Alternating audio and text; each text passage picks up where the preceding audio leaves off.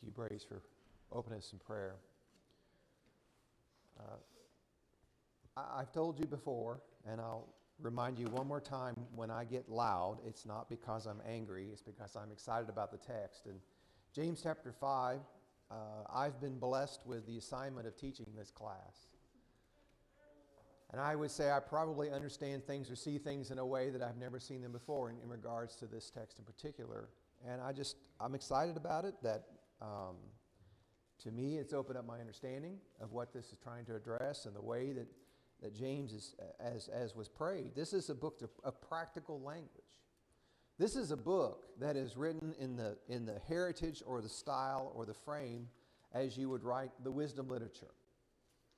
James is addressing an audience we've already established from the first chapter and the second chapter. He's writing to an audience that is accustomed to the wisdom literature, to one that is attuned to the way that the Old Testament speaks, and that I don't believe they've even brought into the church at this point in history the influence of the Greek thinking, the Greek philosophy, and the things that need to be addressed there. If you want this on. The things that need to be addressed there. And he's focusing really on those that are again, still in a framework of mind of they are Jews who have accepted Christ. Their culture is that of a Jewish culture that has accepted Christ. They think in terms of Jewish ways. They think in terms of the traditions that they have learned since youth. And I think that James is actually staying in that framework of how he's addressing what he's wanting to share with the diaspora, with the 12 tribes that are scattered. As a shepherd in Jerusalem, I think he also gives particular attention to, in this chapter, to his own knowledge, I would say only through revelation and understanding the Old Testament scriptures, that is befalling the generation to which he's addressing this letter. So I've said on the study sheet that has been prepared for your preparation for this study, I think it's important to establish the context in order to get first the primary meaning. And then once we have established that we can understand the primary meaning and context of what is written, we can then make more broad applications of what we study. But I think those broad applications need to be still within the framework of thought of the context in which the material was delivered. And I say that in particular about some of the language that we've read already in the book of James regarding what seems to be sort of a combination of status and wealth that he has already tried to address and tried to help them think about some things. So I'm going to open chapter 5 by going to James chapter 1. So let's go back a few verses. James 1. And let's look at the way this letter opens. James chapter 1, maybe not the very first opening.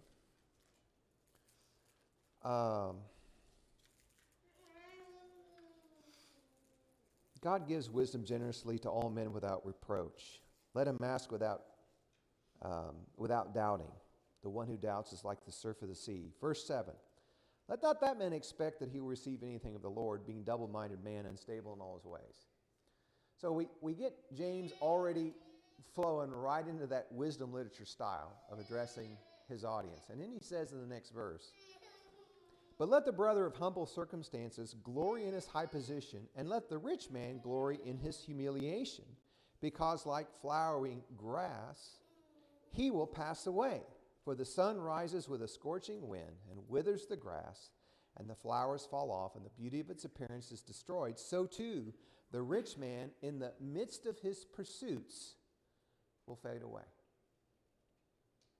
So we already know from hearing those kind of words what that sounds like. It sounds like that wisdom literature, and you're getting that comparative analysis that's so common in the wisdom literature as well. You're getting the perspective of the man who is of humble circumstances compared to the man who is of not as humble circumstances, the one who has means. In our culture today, we consider the one with means as the one who can get things done. Money doesn't buy happiness, but it goes a long way, people will say, things like that. And we see that, when basic needs are taken care of, one can focus on higher pursuits in life than just survival. And so much of the world is in survival mode. They're not of means to have any trust or comfort in their wealth as that which will carry them through. There's a lot of change or a lot of differences in the way that people of means think about life and plan life, as opposed to those who think much more in the short term. I've read some material that's put together by social scientists that talk about the thinking patterns of those who don't have means or those who live in debt compared to those who have substance. And it's a short-term versus a long-term perspective on living. Those without substance think about, what are we going to eat tonight? What's going to be on the table to feed my children tonight? Not where are we going to vacation next month? Those without means think about, how am I going to make sure that I've got at least 1 or 2 changes of outfits so the kids can go to school and have maybe some lunch money if they're not on free reduced lunch. And those of substance and means think about, what outfit can I buy for the next family photo session that's really pretty and the kids look good in. We have a different time frame in our thinking. It affects the way that we think as to whether we can count on our money or not. And I'm not saying that's good or right. I'm just saying that's the observation of man. That's how we act. That's how we behave based upon our circumstances. And I think that plays into the way you read James chapter 5. And the comments he made in James chapter 1. The rich man is going to wither and pass away, and the flower will fail in its glory and its beauty, and the grasses will be scorched. Well, that doesn't sound very, promising for the rich man, does it? But James is trying to change that thinking, that long-term perspective versus short-term perspective. He's trying to say, in so many words here, where should one lay up their treasures? Where should one trust in their treasures? I mean, isn't that what James is really saying? It's a thought question, isn't it? Well, if my substance and my wealth is not sustaining, if it's not going to see me through good times and bad times, James warns, then maybe it's important that I recalibrate how I think about what is important to me long-term, short-term. Don't you think that's the actual point here? But in making that point, he's making some observations too about the culture in which they live. And I think that is what we see playing out in James chapter 5. Let's go to the questions, since I took the time to prepare them for you. What do you believe is the primary warning in James chapter 5? What's the elephant in the room in James chapter 5?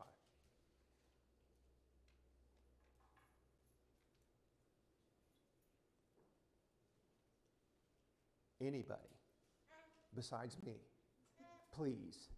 This is an interactive class. What is the primary warning in James chapter 5?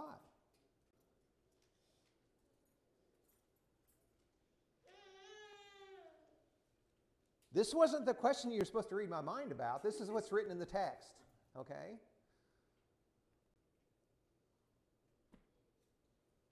Yes, sir. I mean, is it not primarily just a follow-through on the end of chapter 4 and the fact that they've lost perspective on the way of looking at life in general? I mean, these warnings to the rich seem to indicate that they have gained too much confidence by their riches and by their position in life, when the reality is that can all be taken away in a moment. It can all be lost.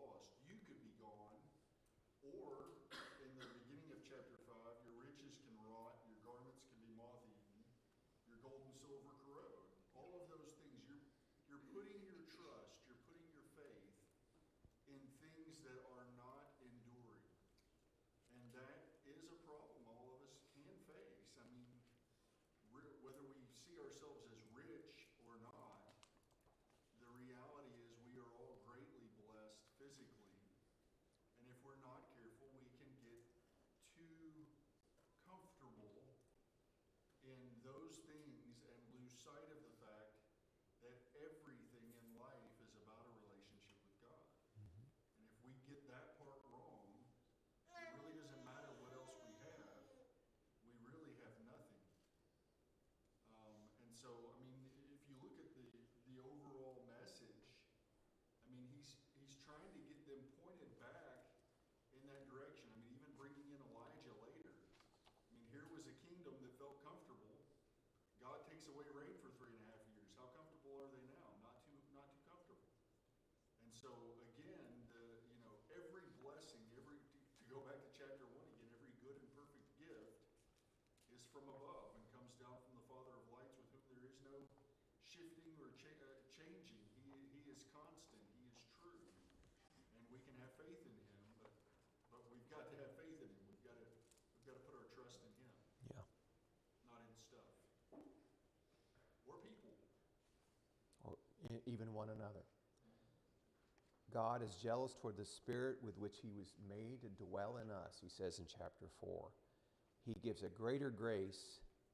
God is opposed to the proud, but he gives grace to the humble. Submit to God, resist the devil, and he'll flee from you. Draw near to God, and he'll draw near to you. This is a continuation in James chapter 5 of what he is trying to get them to see in their lives. Where are you laying up your treasures? Where are you storing up the things that are of value to you? Is it in spiritual things? Is it investment in other people and our relationships? Or is it investment in our stuff? Do we draw confidence and security from our stuff? Or do we draw confidence and security from our relationship with God and how it impacts the way that we act and behave toward one another? This is practical language. That sounds maybe a little esoteric, or that's a little out there, or that's not a do this or don't do that. But it's practical language. Because if you can't get the thinking straight, you won't get the behavior right. And James understands that, and the Spirit understands that. And the encouragement here is to get the thinking right. Now, I believe James is introducing an idea into the 5th chapter as a means or as a vehicle by which to get the thinking right. And he is telling them that something is near. What is near? That's what I was thinking about. What it said to me was, hang on, be patient. Verse 8, you also be patient, establish your hearts, for the coming of the Lord is at hand. Yes. The coming of the Lord is at hand. In fact, the judge is at the door. In verse 9? The coming of the Lord, he uses in verse 1 and verse 8, and I think verse 7 too. Verse 1, 7, and 8. The coming of the Lord, the coming of the Lord, the coming of the Lord. Verse 3. It is the last days that you have stored up your treasure. So he's talking about current attitudes. He's talking about now. And the way you think now, these are the last days in which you have stored up your treasures. Are they heavenly treasures? Or are they physical treasures? Is your confidence in your stuff and your wealth, or is your confidence in your relationship with God? And he says, you have made that determination. You already have made that determination. You have stored that up in these last days. One more quick reference.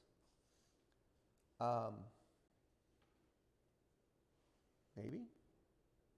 Never mind. Go ahead, Jim. A lot of times when God's talking to his people that displease him, he'll say, woe, woe, woe unto you. You notice here he says, weep and howl, for your miseries is coming. Yeah. He said it a little different there.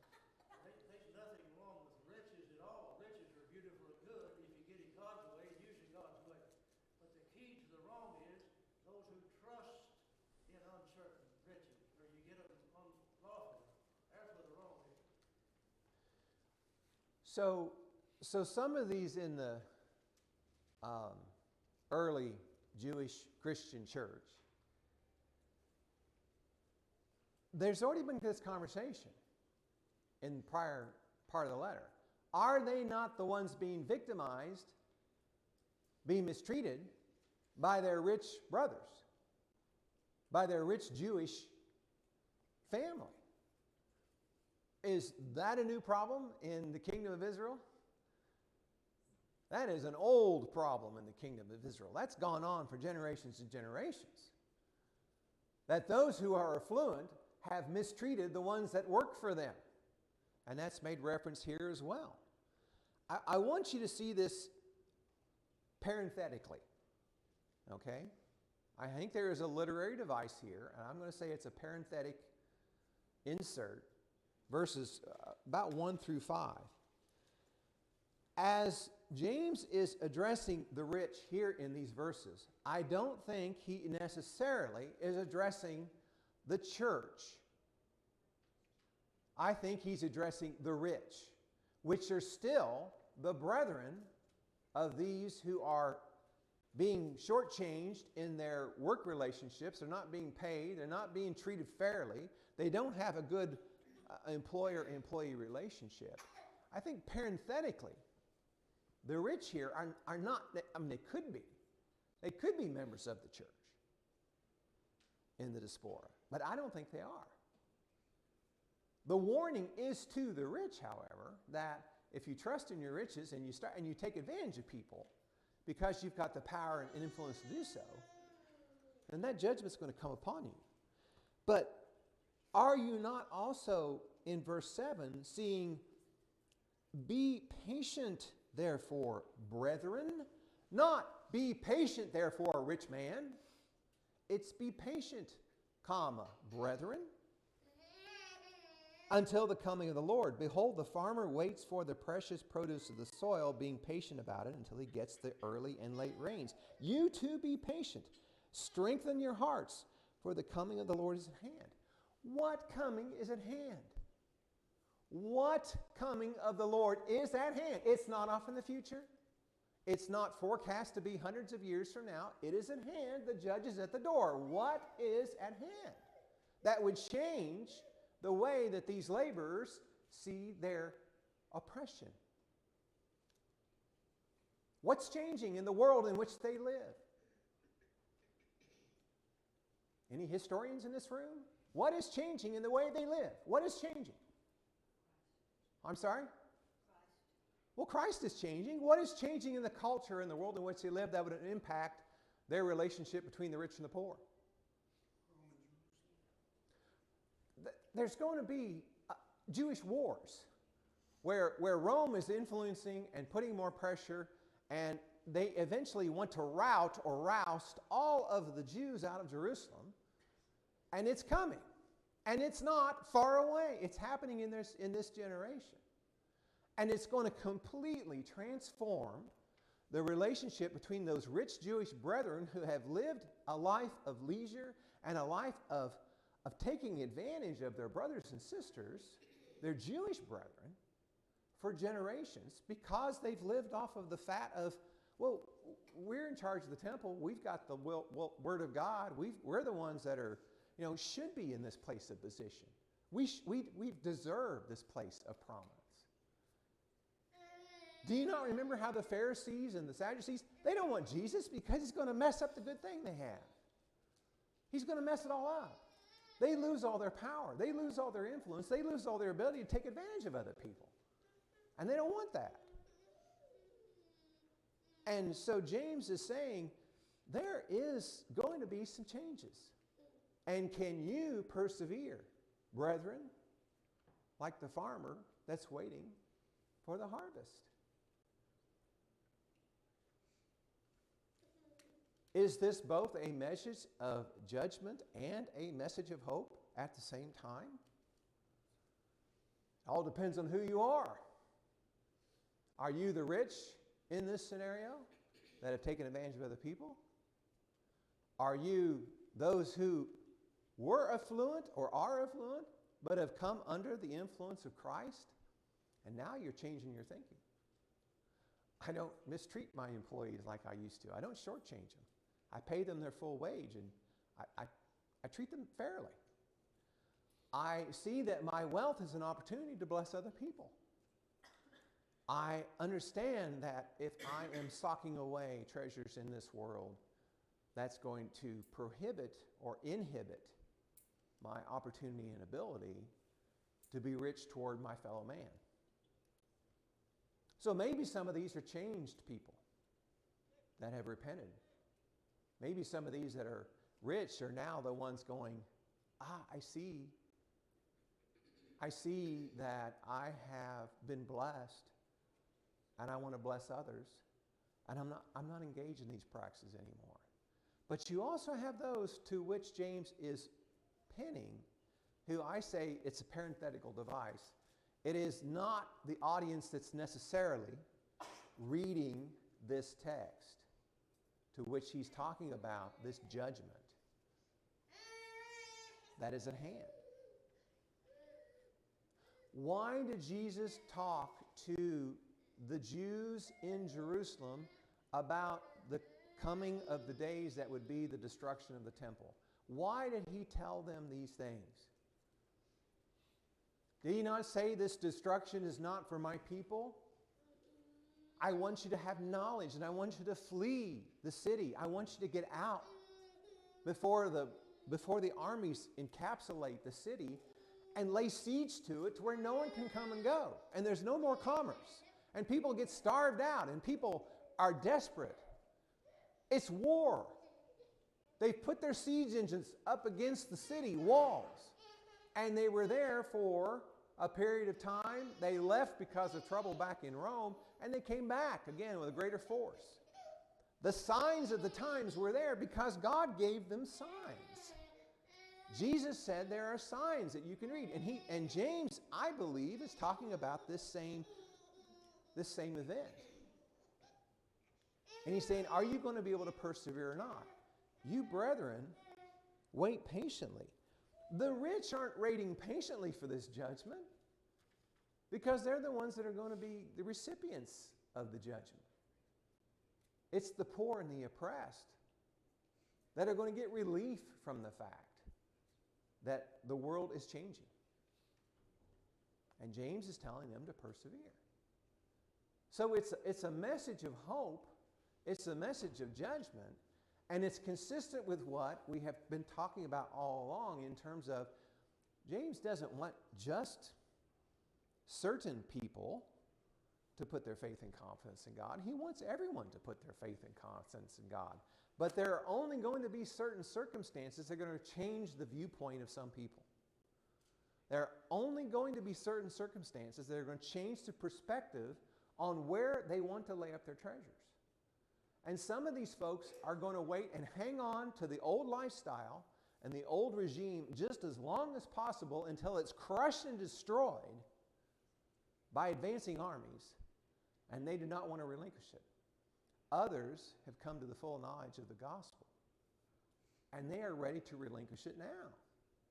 And they're ready to enjoy the blessings of being generous people and being those who are fair to their fellow man, their fellow brother. Yes? I agree with you about the coming of the Lord, of course, and I think it's important, though, to note that it's not just an assertion on your part or an assumption. We have often said, when we read Revelation and we read words like, the time is near or the time is at hand, that it clearly can't be talking about some event that's going to transpire 2,000 or more years after No. the events or the time that it was written. But we can't have it both ways. I mean, if the Bible uses near or at hand to mean something that's a relatively shorter period of time, then James is clearly not talking about what traditionally has been perceived as the second coming. Right. But that's typically how this passage is interpreted. Well, what's near or at hand for the Lord is not, but you can't have it both. We can't use the language however it's convenient for us. Yeah. He's talking about an event that they can expect to come soon.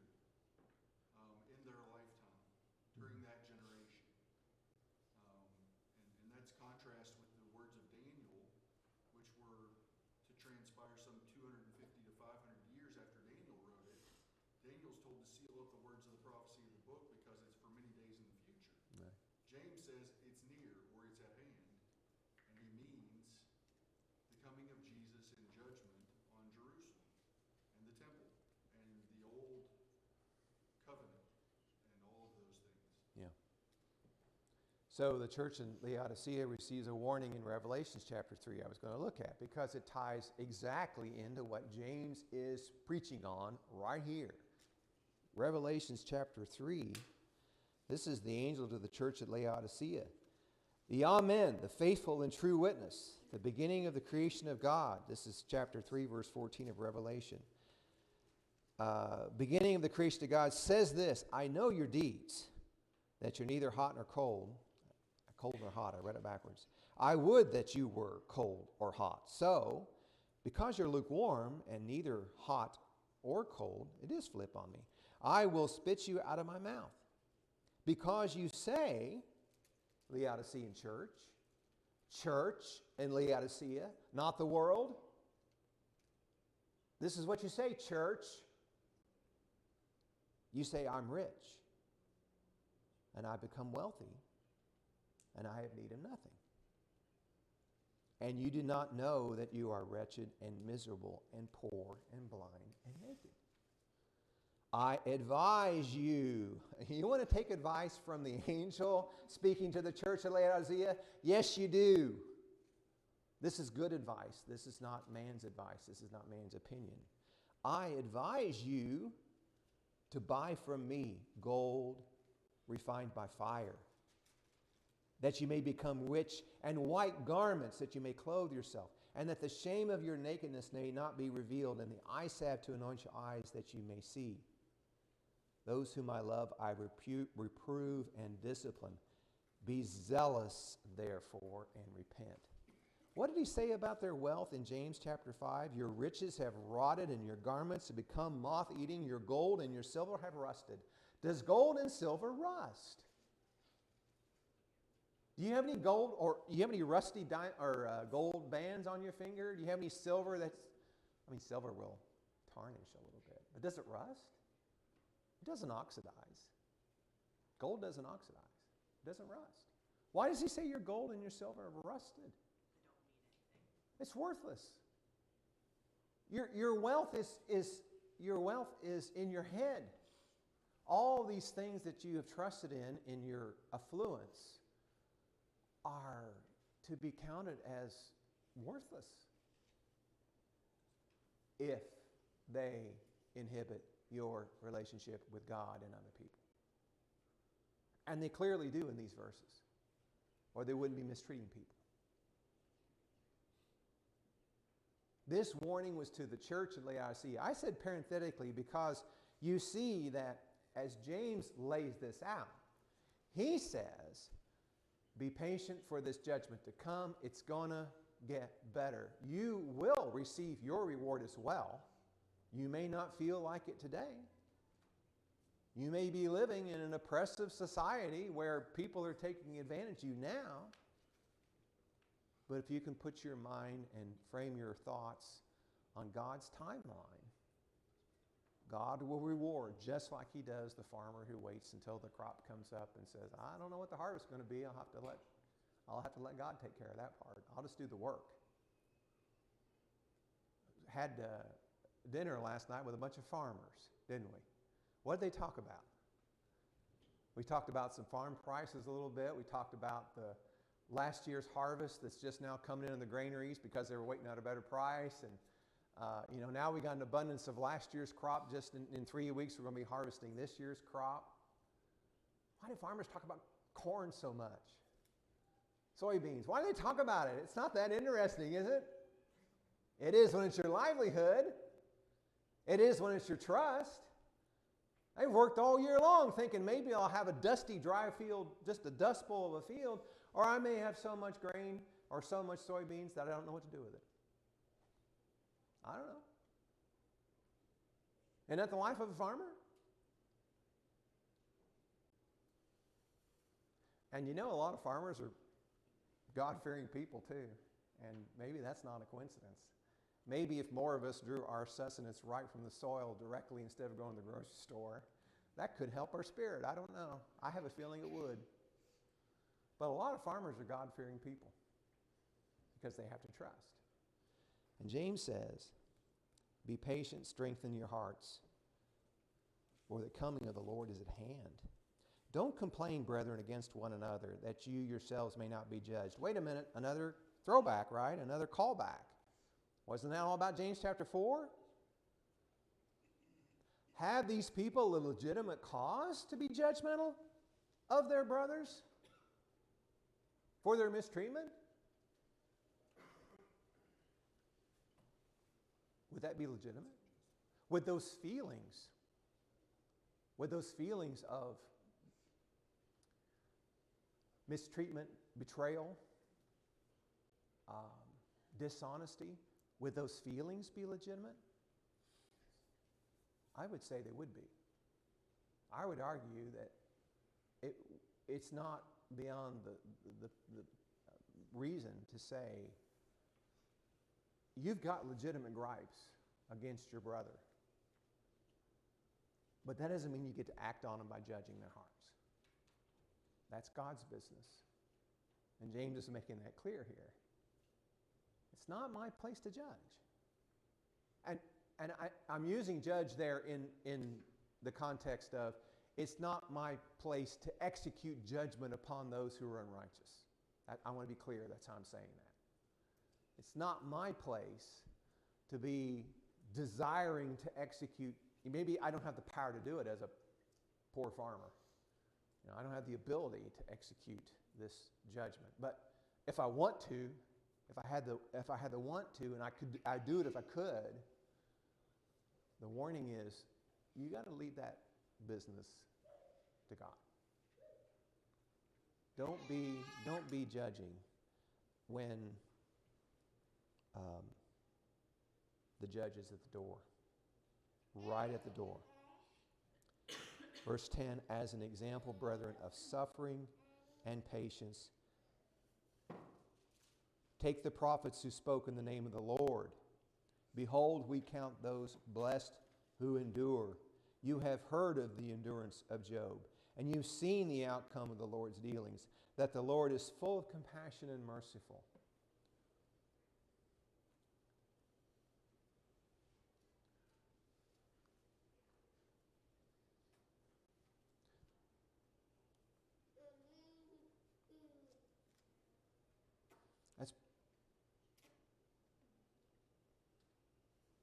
It's one of the most challenging verses I've ever read in the Bible.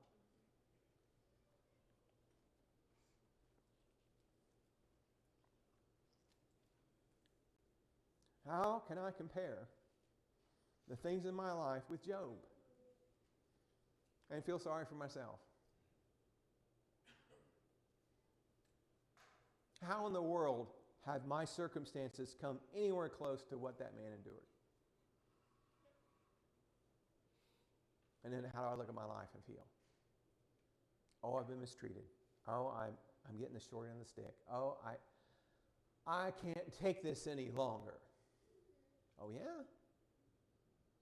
Really?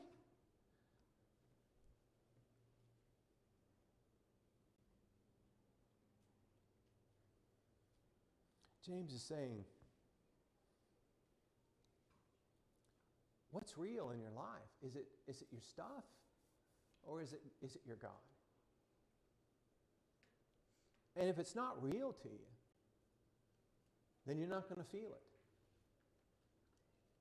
And if you're not going to feel it, then you're not going to be able to endure with patience. Understanding the compassion and mercy of God makes me think of Psalms 171, if I can find it.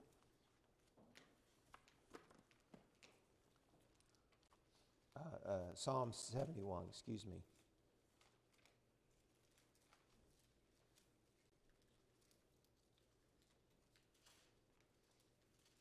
I think it's Psalm 71.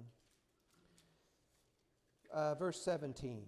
O God, thou hast taught me from my youth, and I still declare thy wondrous deeds. And even when I'm old and gray, O God, do not forsake me, until I declare thy strength to this generation, thy power to all who are to come. For thy righteousness, O God, reaches to the heavens. Thou who hast done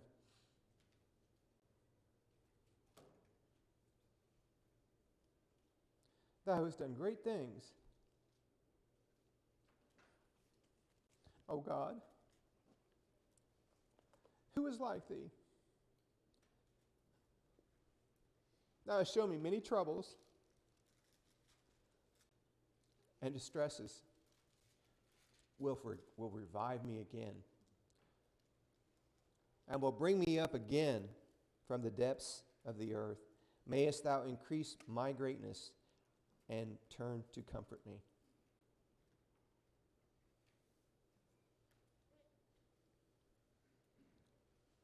We've all been shown many troubles and distresses. And we've all felt like we're at the depths of what we can endure. And David said, from that pit, I've been revived. And I'm able to do it because my confidence doesn't lie in my own strength. You're right, and I do think there's something healthy to be gained by realizing that we haven't suffered to the extent Job did, and Jesus is used as an example of suffering too, that we might follow his example, and we know we haven't suffered to that level. And there are passages like Hebrews 12:4 that warn that in your struggle against sin you've not yet resisted the point of shedding your blood, that are designed to remind us Jesus suffered far more than we have. We have not suffered to the point of death. Yeah. So essentially, keep running and stop whining. But I'm not sure that's the point in James. I think It's James' not. point is to say, okay, yeah, you're suffering, and yeah, it's awful. But you read stories like Job, and you see his faithfulness, and you commend that, and you look at it and you're amazed by it. Mhm. You look at the prophets of old who suffered and were persecuted, and yet they remained faithful. And I think his point is, yeah, you're right. We haven't suffered to that extent, but if they did it, then certainly if we haven't suffered to the extent they have, we can too. And so he's trying to give us encouragement to just press on. Mhm. Because in the end, like the passage in Psalm 71, God is always faithful. He will revive us again. Will. Not maybe, not usually. He will. It may not be today. It may not be next week. It might not be next year. It may not be in this life. But he will revive.